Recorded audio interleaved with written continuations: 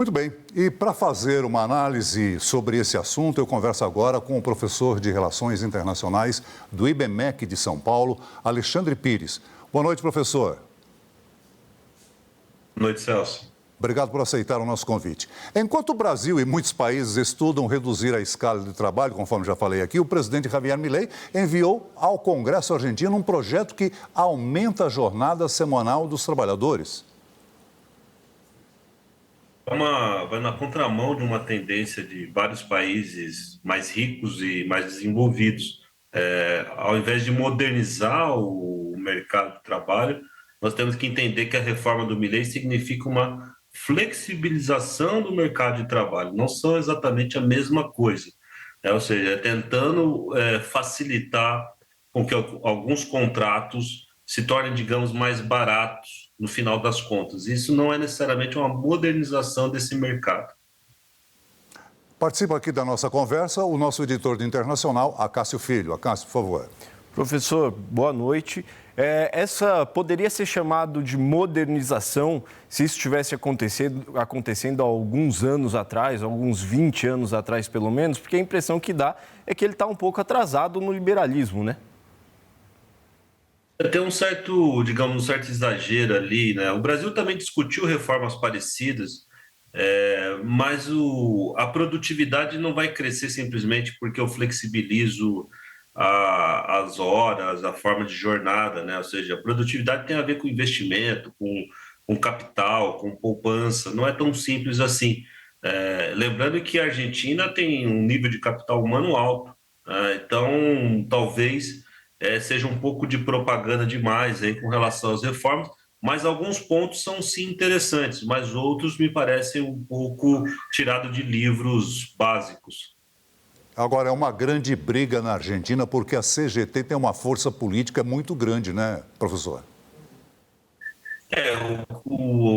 A Argentina historicamente tem um sindicalismo muito forte, mas o resultado do Milei no Senado, com esse placar que o Acácio colocou, né, 42-30, que você também tinha trazido, Celso, mostra que o governo se firmou, ou seja, se consolidou, e o resultado provavelmente vai ser muito parecido na Câmara dos Deputados. A grande questão é que se o artigo 44 que foi inserido, que é sobre o pagamento de 100% durante licenças médicas, for mantido ou não, se houver qualquer modificação, tudo volta para o Senado. Então, eles não gostariam disso, eles queriam aprovar isso já na quinta-feira e entrar março com essa lei aprovada. Professor, existe alguma coisa que o governo Milei possa fazer para pagar o custo social dessa medida, dessa alteração? Porque gera muita revolta, está levando as pessoas às ruas, como a gente está vendo nas imagens. Existe alguma coisa que poderia ser feito para tentar acalmar e mesmo assim passar essa reforma do governo Milei? Ela teria que ser desidratada, né, Cássio? É uma reforma muito ampla. E reformas muito amplas, ainda que ali no final elas tragam bons resultados, né, quando soma-se tudo, elas provocam esse choque, ou seja, eles resolveram fazer o que a gente chama ali de uma reforma geral, né? Ou seja, são muitos artigos, praticamente tudo com que os argentinos estavam acostumados foi modificado, mostra muito a força do governo, porque conseguiu a aprovação no Senado, mas gera uma tensão social que eu não sei se compensa tanto, porque problemas de produtividade não vão ser resolvidos da noite para o dia assim. O que nós estamos fazendo, né, o que nós estamos vendo que está sendo feito, como você colocou, é transferir um custo dessa baixa produtividade argentina nos últimos 50 anos para a população em geral. Nós temos aí uma redução de custo de contratação formal, conforme você já citou, né? Mas uma grande preocupação também é o combate à informalidade elevada lá, que na Argentina chega a 40% da força de trabalho. É um flagelo como o nosso, isso é um grande problema, né? Ou seja, muito do trabalho é informal. Nós temos que lembrar que uma parte da informalidade ela é opcional. As pessoas, pela natureza do trabalho dela, têm um certo nível de autonomia, trabalho individual, não fazem parte de uma organização. Mas esses níveis prejudicam o sistema previdenciário, proteção ao trabalhador, então acaba tendo consequências muito grandes para os sistemas de proteção social, e previdenciários. Então, pode ser sim que eles consigam reduzir essa informalidade. Mas já vendo o caso do Brasil, Celso, que nós já passamos por algumas reformas, a informalidade não cede com essa facilidade. Criamos regime de trabalho intermitente, simples, vários outros programas, mas é um fenômeno mais complexo do que simplesmente você modificar as regras trabalhistas.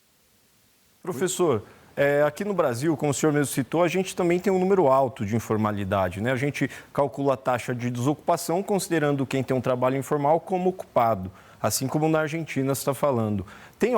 Quais outros pontos que a gente poderia citar de similaridades e diferenças entre mercado de trabalho argentino e brasileiro, para quem está em casa poder entender um pouco melhor o mercado de trabalho argentino? Eles têm um sistema parecido com o nosso em termos de formalização. Existe a estrutura de sindicatos, as negociações, muito parecido com a nossa origem ali na CLT, que é a Consolidação Trabalhista. Você tem regras até mais rígidas com relação a período de férias.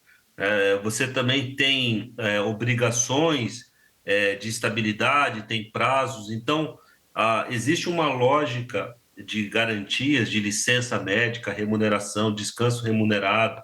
Tudo isso é muito similar com o que o Brasil tem, né? O que também não é muito diferente de outros países que tiveram ganhos de produtividade nos últimos 50 anos, mais consideráveis que o nosso. E aí, claro, o mundo está muito mais competitivo, Acácio, e como que eu vou fazer para disputar esse mundo? Uma das maneiras seria reduzir o custo, né, da mão de obra, que é um baita componente de qualquer negócio. Mas isso não consegue resolver tudo, mas é sempre uma esperança para governos que duram 4, 5 anos fazer coisas que supostamente trariam resultados rápidos.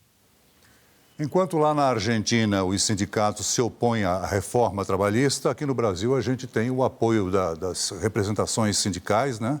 E a crítica por parte dos empresários nessa redução que o Brasil estuda reduzir de 44 horas semanais para 40 horas.